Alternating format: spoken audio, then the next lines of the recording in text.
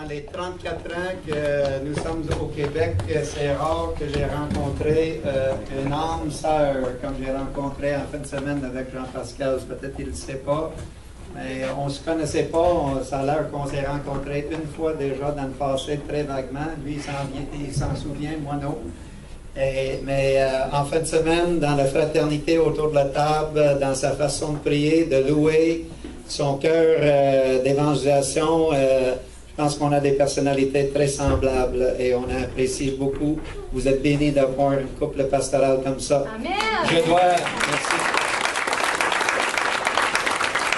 dois contredire ce que mon frère vient de dire. Donc, si vous nous empêchez d'accepter des choses, je dois vous dire que nous n'en avons pas besoin, puis on n'est pas venu ici pour l'argent, on est venu ici pour témoigner du miracle que Dieu a fait dans notre couple et pour partager les bienfaits de ça avec vous. Donc, si vous nous défendez de l'accepter, je vous avertis que ça ne resterait pas longtemps dans nos mains et dans nos poches et peut-être on va acheminer ça rapidement vers des jeunes qui vont en mission, des étudiants à l'école biblique. Fait que je vous avertis là. C'est bon, OK.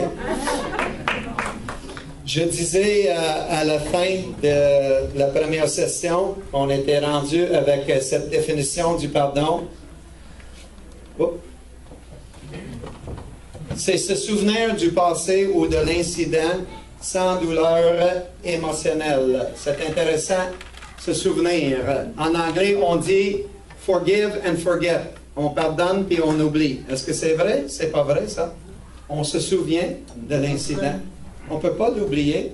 Et Dieu, il se souvient aussi. Les gens disent, ben, Dieu oublie. Dieu n'oublie pas. Dieu est omniscient. Il connaît toutes choses. Quand je viens dans la présence de Dieu puis je dis, Seigneur, pardonne-moi pour cette faute que j'ai commise cette semaine. Il ne dit pas de quoi tu parles, toi, là, okay? Il s'en souvient, mais il dit, je n'en tiens pas compte à cause du sang de Jésus. Donc, se souvenir du passé sans douleur émotionnelle. Je disais que ça, c'est pas juste des belles paroles écrites sur un écran.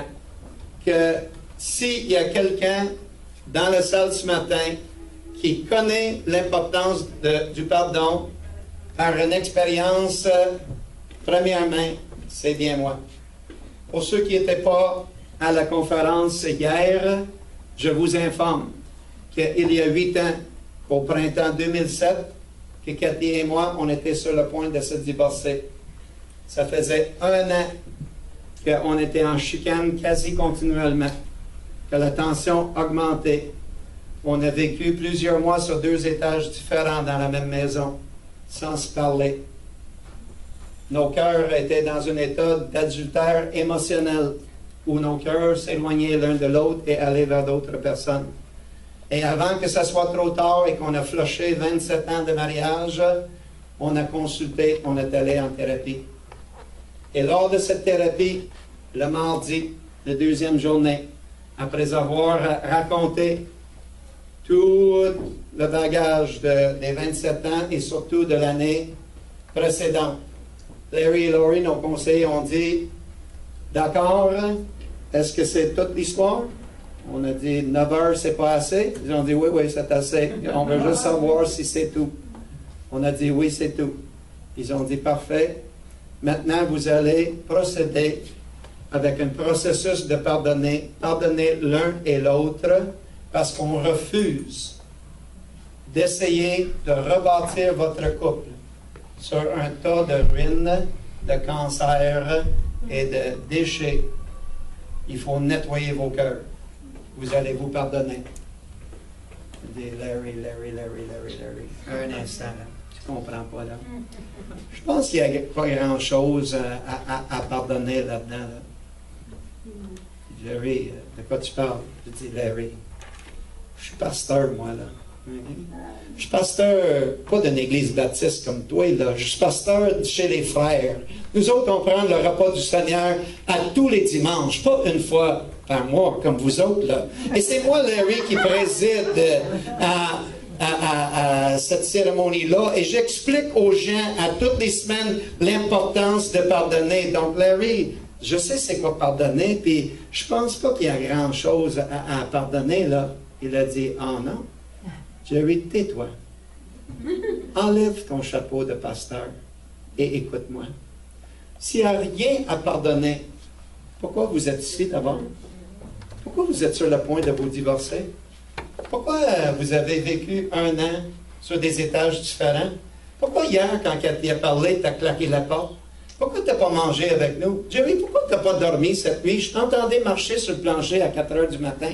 Jerry, regarde dans ton cœur et voir s'il n'y a pas des incidents que tu n'as pas pardonnés.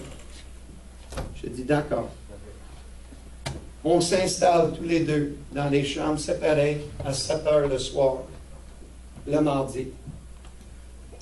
Et je prie. Et je dis, Seigneur, sonde mon cœur. Sonde-moi, ô Dieu, et connais mon cœur. Éprouve-moi. Montre-moi ce qui est dans mon cœur.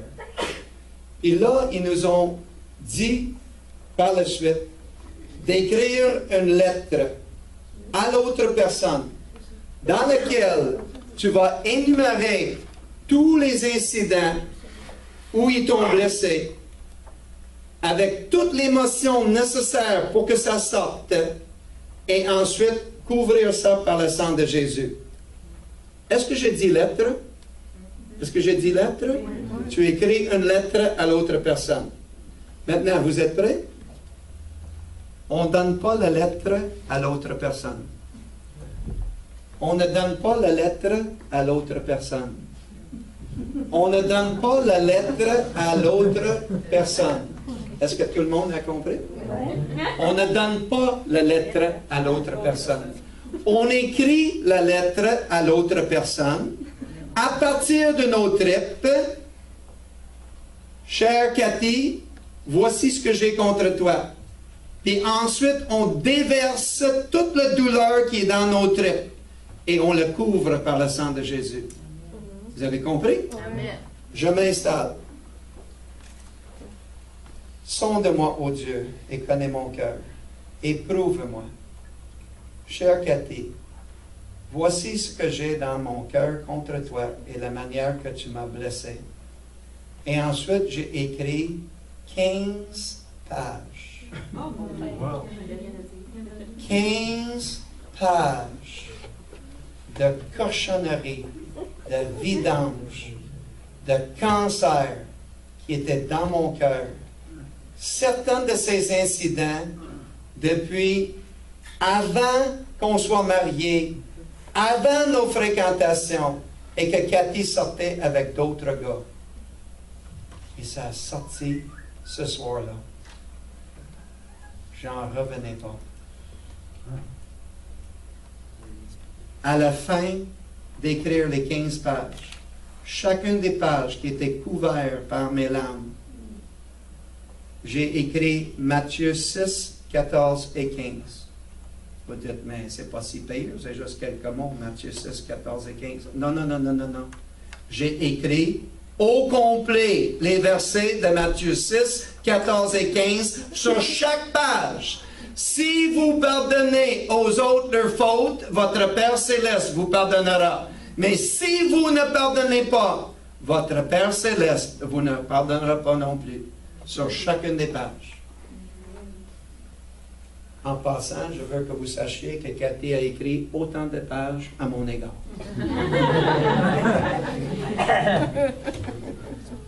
Je me lève de cet exercice. Je m'en vais voir ma femme, il est minuit. J'ai jamais été si épuisé émotionnel de toute ma vie. C'était comme j'étais vidé totalement. Là, ça faisait 5 heures que je pleurais et que je vidais mes tripes. Et je dis à ma femme, Cathy, je veux que tu saches que tu es complètement pardonnée par le sang de Jésus. Et que Dieu a créé des femmes partout sur la planète. Et je sais qu'il t'a choisi pour moi. Et je te pardonne complètement et entièrement. Et moi, j'ai dit, sounds good to me. Sounds good to me. Ça a l'air bon dans mes oreilles. Pourquoi on ne donne pas la lettre à l'autre personne? Parce que si on vide correctement ce qui est là-dedans, l'autre personne ne pourrait jamais accueillir émotionnellement le blast émotionnel que tu fais dans la lettre. Tu vas le détruire, l'autre personne. Mais dans le secret et dans le cœur, tu as la liberté d'écrire n'importe quoi.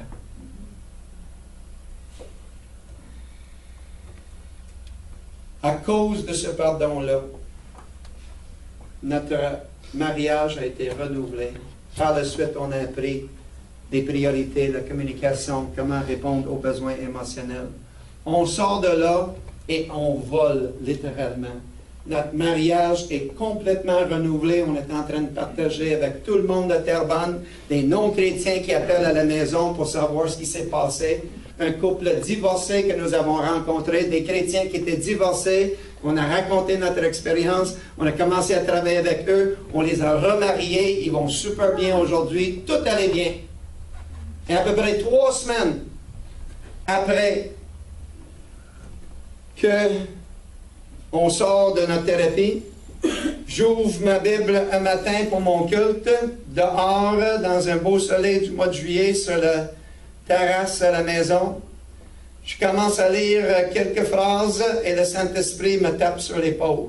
Il dit, Jerry, tu as d'autres lettres à écrire. Qu'est-ce que tu veux, toi? Comment ça? À qui?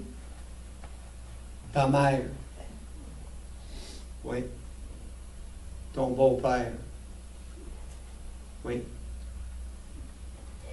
Des amis, je détestais mon beau-père. Je le détestais. Amoureusement? Non, je le détestais. Jerry, tu es dans une église, là. Choisis un autre mot, là. C'est en train d'être filmé, là. Il faut que tu choisisses un autre mot, là. Je le détestais. Dans mes tripes, je le détestais. Et dans ma tête, je dis, il faut que j'y pardonne. Je suis un bon chrétien, je l'ai pardonné. Mais sais-tu, c'est quoi le problème? Souvent, nous les chrétiens, on pardonne intellectuellement, du coup, en haut, sans que ça nous touche dans des tripes. Et si on ne va pas chercher cela, c'est pas pardonné. Les amis, mon beau-père, je le détestais depuis le jour 1. Quand j'ai demandé la main de Cathy en mariage, il m'a dit, moi je pense que tu es un fou et je t'aime pas. Mais si elle est assez folle pour se marier avec toi, je ne peux pas l'arrêter. Pas exactement la bénédiction qu'on cherche, hein, les gars?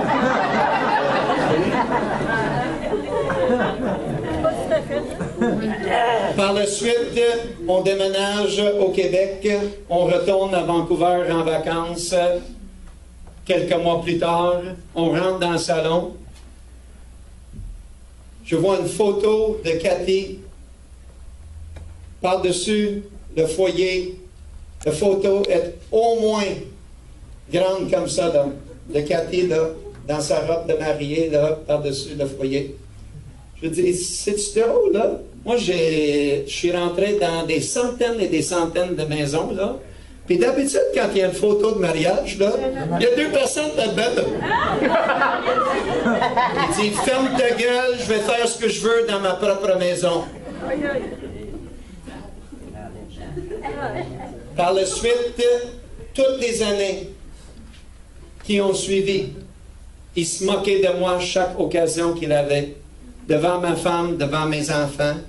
Mais ton père, c'est pas un vrai homme, là. Il n'a même pas un job, OK? Se promener puis parler à des gens de Jésus puis quêter de l'argent, là, ça, c'est pas un vrai homme. C'est un fanatique, c'est un fou, ton père, là. Je le détestais. Je le détestais. Il y avait des soirs que j'étais dans mon lit que je me disais, sans le dire à Cathy, je vais l'étrangler. Dans ma tête, je savais que Jésus voulait que je l'aime. Mais dans mes tripes, je le détestais, puis je ne savais pas comment régler ça. Le Saint-Esprit m'a tapé sur l'épaule, puis a dit, écris une lettre de pardon. J'ai sorti un stylo, puis j'ai dit, Mr. Kelly, voici ce que j'ai contre toi. Puis j'ai écrit des pages et des pages et des pages et des pages avec toute l'émotion nécessaire. Et ensuite, j'ai dit, et maintenant, parce que Jésus m'a pardonné une dette de 5 millions de dollars, je choisis de te pardonner par le sang de Jésus. J'étais complètement libéré. Complètement libéré. Notre relation a été complètement changée. Je me sentais libre en sa présence. Je ressentais un amour pour lui. Est-ce que lui avait changé? Pas en tête. Moi, j'ai changé. Le pardon nous libère. Nous libère. Les amis, il y a des personnes ici ce matin qui ont des lettres de pardon à écrire à votre père, à votre mère, à votre ex-conjoint, à la personne qui t'a abusé sexuellement quand tu étais jeune, à un employeur qui t'a congédié injustement, à un pasteur qui t'a maltraité, à un enfant rebelle qui t'a causé bien des troubles. Écrivez la lettre cette semaine. À ton mari présentement, à ta femme présentement, qui a commis l'adultère, qui regarde la pornographie. Pardonne. Pardonne. Vous étiez supposé de recevoir en rentrant une feuille. Si vous ne l'avez pas reçue, vous allez la recevoir à la fin. Cette feuille explique exactement comment procéder dans le processus de pardon. Tu l'écris en 5 étapes. Tu nommes la personne, tu nommes les incidents avec l'émotion nécessaire. Tu le couvres par le sang de Jésus-Christ. Tu pardonnes l'autre personne, tu pardonnes toi-même et tu le brûles et tu ne le donnes jamais à l'autre personne. Il y a des ministères qui essaient d'aider des couples à passer par un processus de pardon, un dans la présence de l'autre. Mais tenez-vous les mains, puis expliquez-vous là tout ce que vous avez à pardonner. Si vous êtes le moindrement humain, tu vas mettre des gants blancs, puis tu vas y aller un petit peu doucement, là, OK? Et ça ne marche jamais. Mais dans la lettre, tu peux dire n'importe quoi. N'importe quoi! Écris! Sors! Larry a dit, Jerry, je veux que tu vomisses tout ce qui est en dedans, là, que ça sorte! Et donne ça à Jésus. À un moment donné, j'écrivais quelque chose, puis j'ai dit, ouh, je ne peux pas écrire ça, ça me fait peur juste de l'écrire, là. Qu'est-ce que Dieu va penser s'il voit ça? Mais Dieu le sait déjà! Il sait ce qui est dans nos tripes. On est libre de le dire. Et ensuite de demander à Jésus de le couvrir. Voici une autre définition tellement intéressante. C'est la définition du non-pardon. Je trouve ça aussi intéressant que la définition du pardon. C'est de boire du poison, c'est-à-dire se faire très mal là, et s'attendre à ce que l'autre meure. Quand on garde ça en dedans, on est en train de tuer nous-mêmes. C'est ça le non-pardon.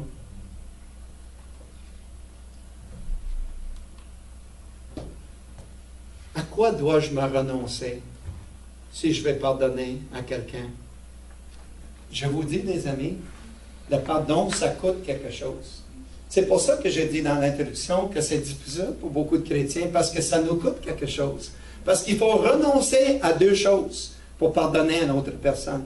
Il faut renoncer à l'attente ou l'espoir que la personne comprendra un jour à quel point elle t'a vraiment blessé.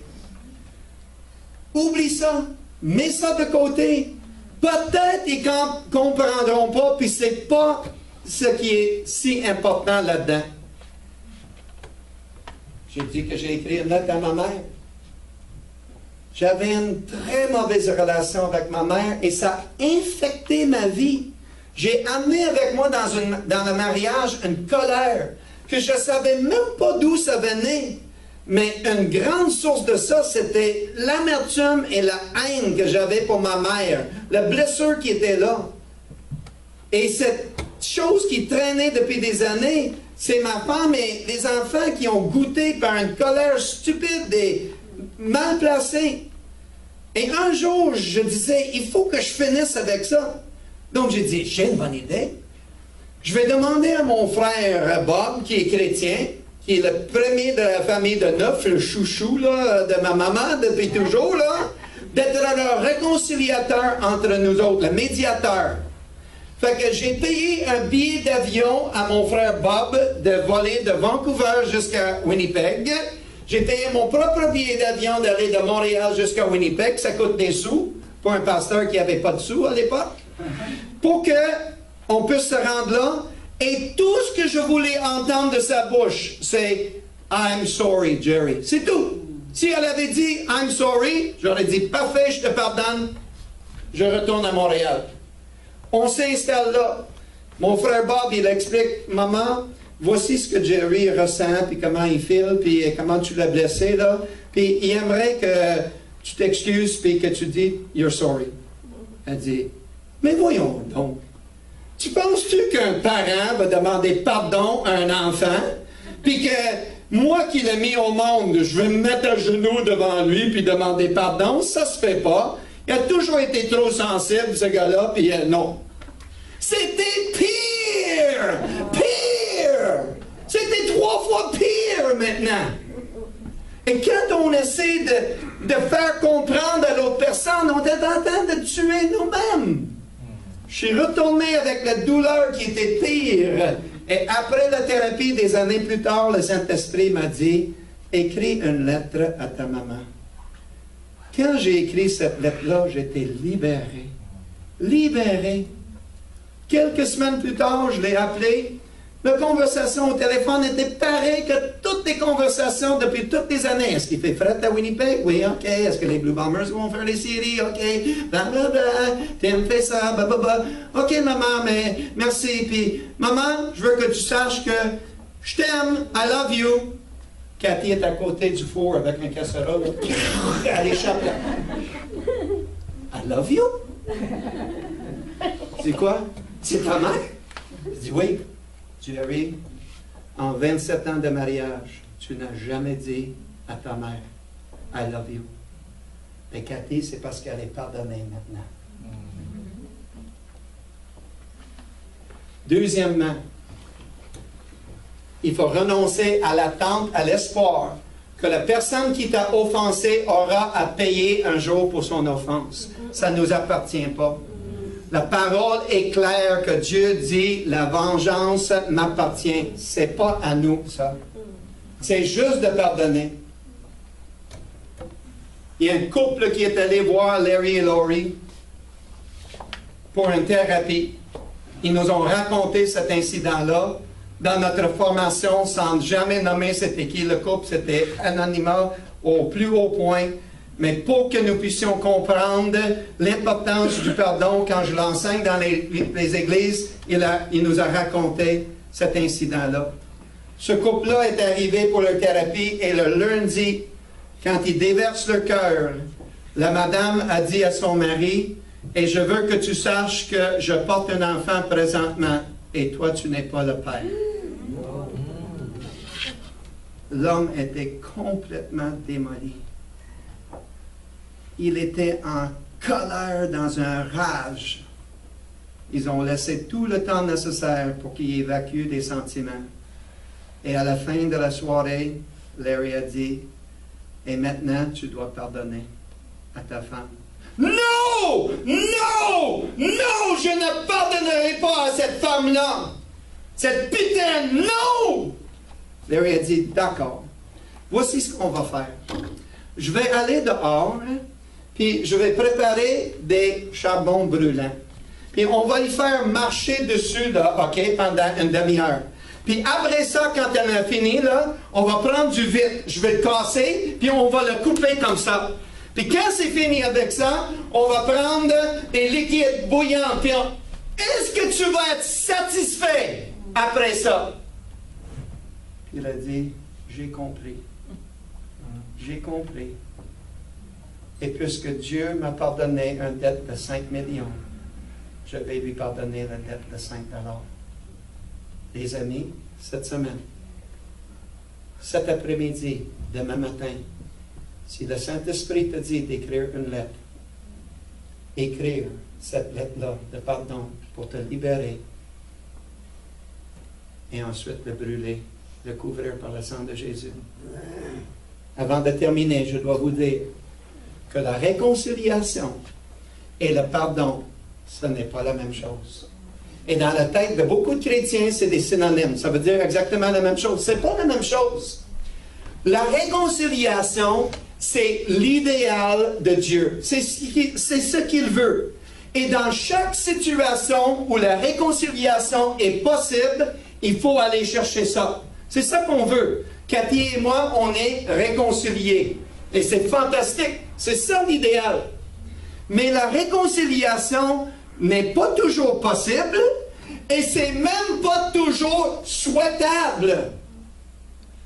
La femme qui était violée par un homme, qui était abusée sexuellement, ne doit pas être réconciliée avec cette personne, mais doit absolument pardonner à cette personne. Corrie ten Boom, pour ceux d'un certain âge, une madame qui a caché des Juifs dans sa maison pour que Hitler ne puisse pas les exterminer. Elle a pardonné à Adolf Hitler ce qu'il a fait. Mais elle n'était pas réconciliée avec Hitler. Elle a dit, « Hey, Adolf, mardi prochain, viens chez nous, puis on va prendre un thé ensemble. » Non. La réconciliation, quand c'est disponible, va le chercher. Mais si ce n'est pas disponible, le pardon est toujours disponible et à notre portée. Et doit être mis en application à la lumière des versets que nous avons vus ce matin.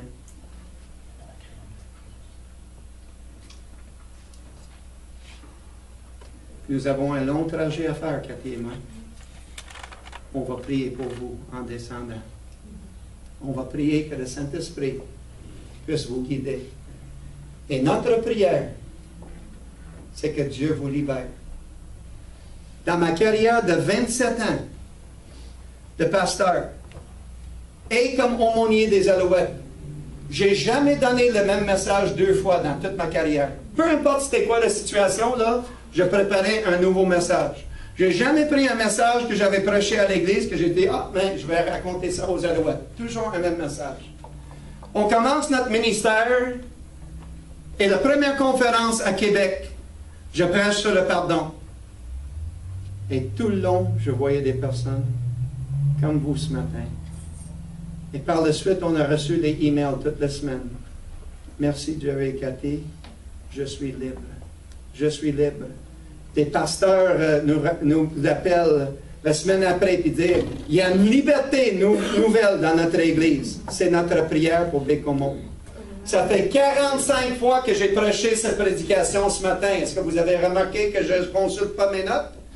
C'est parce que je connais le matériel maintenant. On est venu ici pour la conférence hier. Mais Dieu nous a envoyés ici ce matin pour parler à chacun de l'importance de pardonner. Et je vous invite à obéir au Saint-Esprit. Vous allez être le récipiendaire d'une nouvelle liberté. Que Dieu vous accompagne cette semaine. Prions, s'il vous plaît.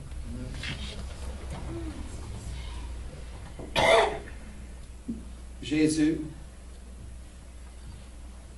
viens visiter ton Église à Bécomo. Merci pour ces frères et sœurs si précieux à tes yeux. Plusieurs sont maganés, Seigneur, par la vie, blessés, par des incidents du passé. Ils les ont amenés avec eux dans ce bâtiment ce matin, par ignorance, sans savoir quoi faire avec. Jésus, tu nous invites à les amener à ta croix et à les déposer là, à les couvrir par ton sang.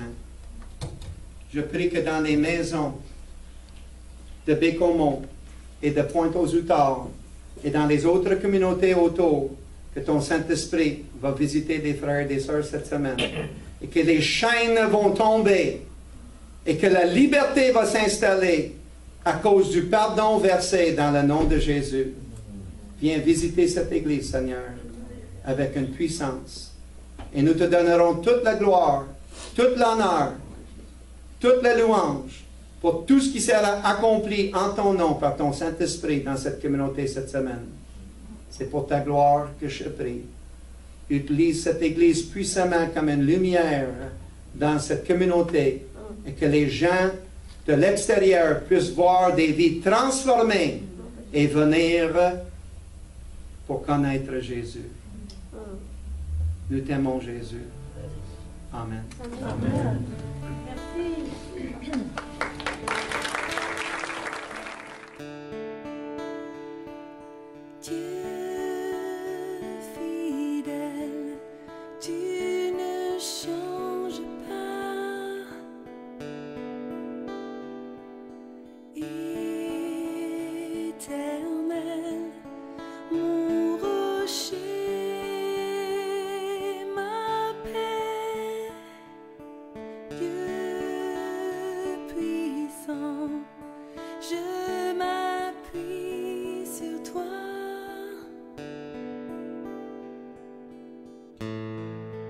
Et je crie vers toi.